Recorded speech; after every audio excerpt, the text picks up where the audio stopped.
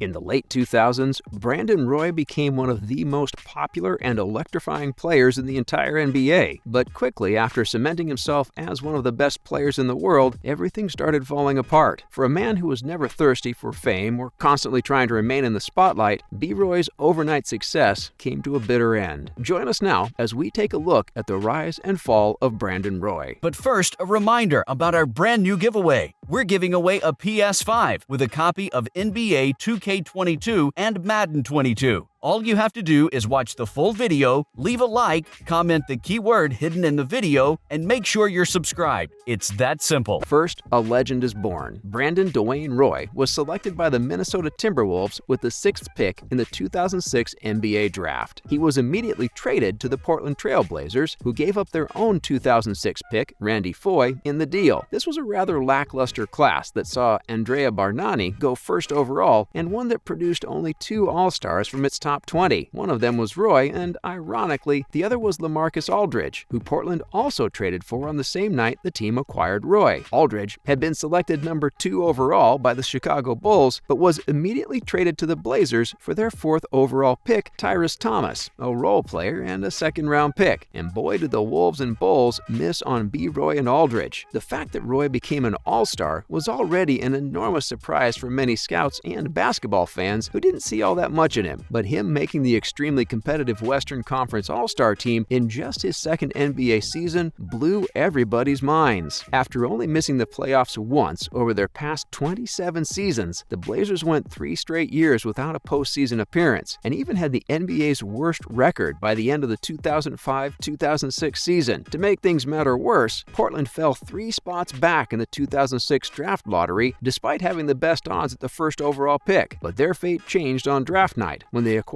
Aldridge and Roy in separate deals. Despite being drafted after Aldridge, it was Roy who won the 2007 Rookie of the Year award. But together, the Blazers' young duo helped Portland make a massive jump in the standings. By the 2009 playoffs, the Blazers were already back in the postseason and finished the year tied for the 2nd seed in the West. Roy had just been named to his 2nd straight All-Star team, and the future looked extremely bright for him and the Blazers. Next, a life filled with struggles. While NBA fans only got to see Brandon Roy's overnight success story, his road to superstardom was far from an easy one. "Sometimes that bothers me," Roy said in a 2007 interview about people overlooking his struggles. "Nobody remembers that, not even just 2 years, almost 3 years now, that I wasn't even on the map. But now they look like, Roy's here, Roy gets here easy, Roy has everything." But sometimes I'm sitting around and I'm like, people don't see the struggle. And while many players' struggles center around having little money or college's lack of trust in their future, Roy's personal demons were different. Brandon came from a family of working parents. His father, Tony, drove a bus for the Seattle Metro line. He worked long hours to provide their family a comfortable lifestyle and a few luxuries. Meanwhile, Roy's mother, Gina, worked in his elementary school's cafeteria. And when it came to sports, the Roys gave their 2 most gifted sons everything they could. Ed Roy, Brandon's older brother, was a 2-sport star that excelled in both basketball and football. But unfortunately for him, he struggled heavily with the SAT college test as he was diagnosed with a learning disability. He was unable to take a scholarship from the different colleges that had recruited him and instead focused on junior colleges. There, his career stalled, and he was out of athletics shortly after. Much like his brother, Brandon suffered from a similar learning disability. He had a slow reading comprehension, and meeting the time limit set for the test was an enormous challenge. Fearing he would fail, he worked cleaning shipping containers for $11 an hour on the Seattle docks, and when his shift ended, he went for SAT tutoring every day. Luckily, the grind paid off, but it wasn't until his 4th and last SAT attempt that Roy managed to pass the test, and so he enrolled in the University of Washington. Brandon had a chance to jump to the NBA straight out of high school in 2002, but decided not to risk going undrafted given he wasn't among the most recognized names in the college scene. He'd already declared himself for the 2004 draft, but once teammates Nate Robinson and Martell Webster also declared, Roy saw the opportunity to improve his stock as more opportunities would open for for him at Washington and withdrew from the draft pool just in time, and it was the best decision he could have made. Even after getting his college degree and cementing himself as a first-round prospect, few teams believed in his potential to become a star, but he quickly showed the world who he really was. Fast forward to the summer of 2009, and Roy had already secured a 5-year maximum rookie extension worth $82.2 million, fresh off a season where he averaged 23 points on 48% shooting from the field and 38% from three-point land. Roy was on top of the world. What could go wrong? Don't go anywhere, because after taking a look at Brandon Roy's stratospheric rise to NBA superstardom, we'll see how things would soon fall apart. Next, the higher you get, the longer the fall. In 2010, Roy was at the peak of his career. He made his third straight All-Star team and was named to his second All-NBA team. And if you want to know just how good B-Roy truly was back then, why don't you ask the Black Mamba? Roy, 365 days, 7 days a week, said Kobe Bryant in 2010 when asked who the toughest player to guard in the Western Conference was. Roy has no weaknesses in his game. Many people thought Kobe would go with 2010 scoring champion Kevin Durant, but game recognizes game, and Bryant knew how tough of a matchup Brandon was, even for him. On April 11th, 2010, Roy injured his right knee at the worst possible moment, with just 2 games left before the start of the playoffs. Later that night, it was revealed that he suffered a right knee bone contusion. Further evaluation the following day also revealed a slight meniscus tear. 4 days later, Roy underwent surgery and was expected to miss at least the entire first round of the 2010 playoffs. But somehow, Roy was already back on the court for Game 4 of the Blazers' first-round series against the Phoenix Suns just 8 days after surgery, but it was clear he wasn't even close to a full recovery. Roy struggled mightily in the 3 games he appeared in before the Blazers were eliminated from the playoffs. He shot just 10 for 33 and averaged less than 10 points. Comeback season or not, by the start of the 2010-2011 regular season, Roy appeared to be healthy once again. He was back to scoring at a high rate and appeared to be okay, but by December, it became clear his knees were still hurting. They had been causing him trouble since his college days, but never like this. Roy found out the pain came from the lack of cartilage, and he underwent arthroscopic surgery on both knees in January. He returned to the court by late February, but head coach Nate McMillan opted to bring Roy off the bench and limit his minutes. By the time the 2011 playoffs came around, Brandon was still coming off the bench. He expressed his frustrations to the coaching staff and front office, but to no avail. He wanted to go like he used to before all of his surgeries, but it was clear he couldn't. Portland was once again eliminated from the playoffs in the first round, this time by eventual NBA champions, the Dallas Mavericks. Just before the start of the 2011-2012 season, Roy announced his retirement from basketball. He lacked cartilage between the bones in both of his knees, which caused him chronic pain, and thus couldn't return to pro basketball. But as had been a common theme throughout his life, he refused to give up. When an American version of the orthokine knee treatment that had helped other NBA players was presented to him, he jumped the gun and decided to attempt an NBA comeback in 2012. Under the league's rules, he couldn't return to Portland as they had filed for an amnesty clause to clear Roy's salary off their cap sheet due to retirement, and as a free agent, he signed with the Minnesota Timberwolves. The experiment lasted only 5 games before he required season-ending right knee surgery, and as much as he attempted to come back yet again, his knees wouldn't let him. But at least he felt a bit more at peace with his early retirement, knowing he did everything in his power to come back. Anytime you walk away from the game, you have what-ifs, Roy told ESPN in 2013. I feel like I was able to answer those questions last year by going out there and giving it a try. Walking away is never going to be easy, but it's a little smoother knowing I gave it a try, and now it's time to move on. And just like that, after being on top of the world less than 2 years earlier, Roy was 28 years old and retired for good. He didn't want the money or the fame. All he wanted was one more shot to play basketball, but it wasn't meant to be. What are your thoughts on Brandon Roy's career? And we'll see you in the next one.